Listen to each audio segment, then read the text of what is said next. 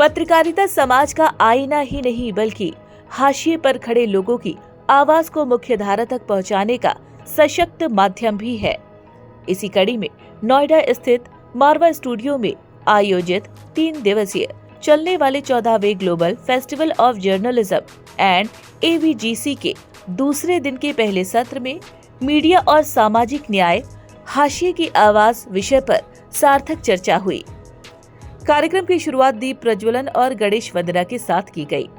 कार्यक्रम में festival president AAFT university of media and arts के chancellor doctor Sandeep Marwah, high commissioner of Trinidad and Tobago Chandradutt Singh, ambassador of फिलिस्तीन Abdullah Abu Shawesh, ambassador of Uruguay Alberto Guani, वरिष्ठ पत्रकार Gaurav Lalit, global speaker doctor PK Rajput, editor in chief day after Sunil Dang, chief content officer radio Mirchi Tapas Sen, Delhi BJP leader Ruby Yadav, influencer RJ Atishay, Pallav Bagla, वरिष्ठ पत्रकार NDTV, chief editor Indian सब continent Harish त्यागी के साथ अनेक गणमान्य अतिथि उपस्थित रहे।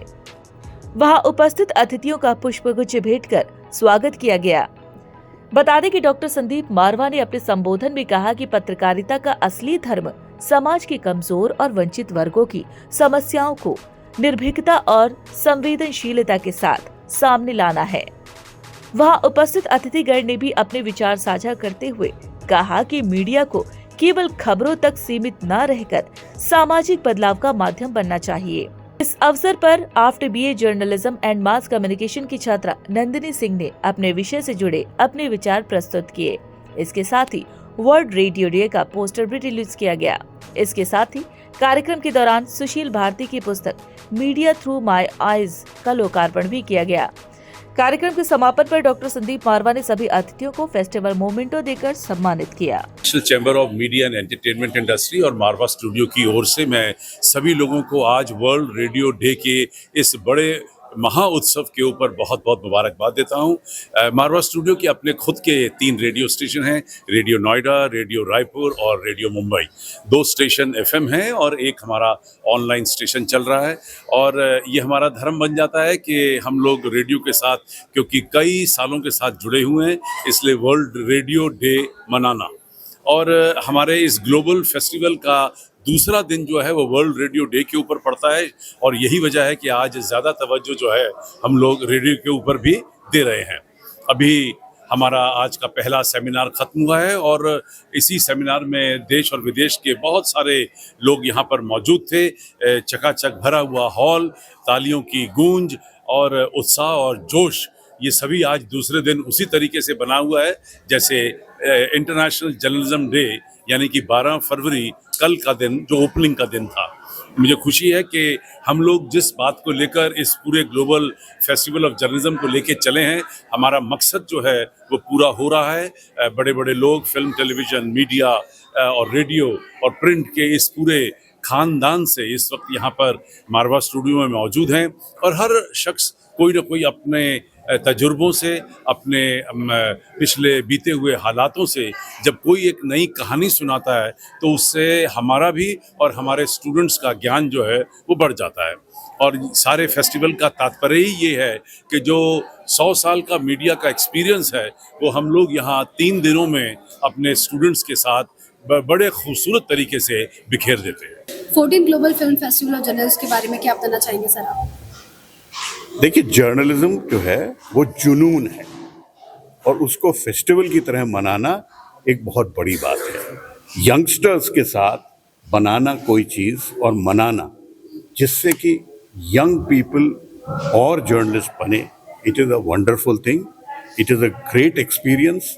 मैं आज यहाँ पे दूसरी बार आया हूँ and it has been a wonderful experience. All young people who want to be journalists, this is a beautiful time for India. India is developing very quickly. We want to be a developed country by 2047. And if you have to be a developed country, you need good communicators. And good communicators will come when they are well trained. And the training happens right here. So it's a brilliant time for India. It's a brilliant time to be a journalist. India is going to be a leader very soon.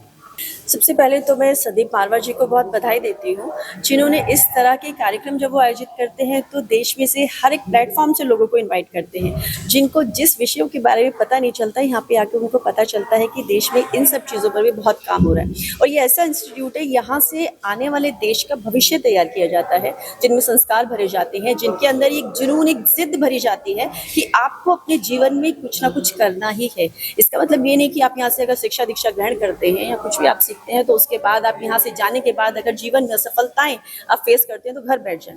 यहाँ बच्चों को पहले से ही mentally prepare भी किया जाता है कि आपको अपने जीवन में कुछ ना कुछ करना ही है, उन ऊंचाइयों को छूना ही है। असफलताएं आती हैं तो अनुभव लीजिए, और सफलताएं आती हैं तो खुशियां बांटते हुए लोगों को प्रेरित कीजिए, ताकि आने वाले समाज को भी आप एक नई दिशा दे सके। तो संदीप मारवा जी ने जो एक बीड़ा उठाया है, इतने वर्षों का उनका सफर रहा है, और AAFT के अंदर मैं बहुत बार यहाँ पर आई हूँ, मैंने देखा है कि नए नए जब बच्चों को देखती हूँ तो कहीं ना कहीं जब उन्हें सेटल होकर देखती हूँ कि राष्ट्र हित में काम कर रहे हैं, देश का नाम रोशन कर रहे हैं। और जहां तक बात जर्नलिज्म की है, तो आज का जो दिन वो मना रहे हैं देश के अंदर एक त्योहार के रूप में, तो ये एक जिम्मेदारी भी है, क्योंकि पत्रकारिता सिर्फ लोगों तक एक सूचना पहुंचाने का माध्यम नहीं है, ये पूरी तरह से हमारे देश की आत्मा में बसता है। क्योंकि हमारे देश को घर बैठे जनता को जो सूचनाएं प्राप्त होती हैं सच्चाई के साथ, वो पत्रकारिता के माध्यम से ही होती है। आपके अंदर लिख दिया है, और जब आप लिखते हैं तो हर बात ज़रूरी नहीं कि आप लिखें। कुछ बातें ऐसी होती हैं ज़िंदगी में कि जो दूसरों के काम आए। तो मैंने अपने इस करियर के अंदर, जैसे मैंने लिखा भी है कि किसी से सागा, तो बहुत सारे ऐसे सच होते हैं कि हम उन सच को बोलते नहीं हैं और ग्लैमराइज करते रहते हैं कि भाई ये सच है, इसको हम ग्लैमराइज करके पेश कर दें। तो वो नहीं होना चाहिए, क्योंकि सच को उसके पूरे मतलब उसकी पूरी पूर्णता में दर्शाना चाहिए। मैं इसलिए ये कह रहा हूँ क्योंकि जो यंग जनरेशन है उसको कंफ्यूज नहीं करना है, उसको पता होना चाहिए कि असफलताएं भी जीवन के अंदर हैं, उसको पता भी होना चाहिए कि ऐसा होता है। तो I am not here to please anyone. Maybe you know after writing this book वो ये कहे कि भैया आपने ऐसे क्यों लिख दिया, but that is my perspective कि मैंने मीडिया को ध्यान में रखते हुए, आने वाली जनरेशन को ध्यान में रखते हुए वो बातें लिखी हैं जो उनको भविष्य में काम आएंगी। मुझे इस बात से कोई फ़र्क नहीं पड़ता कि मैं किसी को खुश करूं या नहीं करूं, लेकिन अगर वो इसको पढ़ेंगे तो वो सच्चाई से रूबरू जरूर होंगे।